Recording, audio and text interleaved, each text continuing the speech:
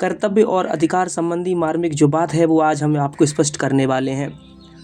कर्मयोग तभी होता है जब मनुष्य अपने कर्तव्य के पालन पूर्वक दूसरे के अधिकार की रक्षा करता है। जैसे माता पिता की सेवा करना पुत्र का कर्तव्य है और माता पिता का अधिकार है। जो दूसरे का अधिकार होता है वही हमारा कर्तव्य होता है।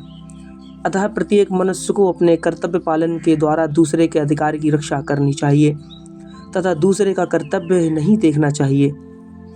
दूसरे का कर्तव्य देखने से मनुष्य स्वयं कर्तव्यच्युत हो जाता है, क्योंकि दूसरे का कर्तव्य देखना हमारा कर्तव्य नहीं है।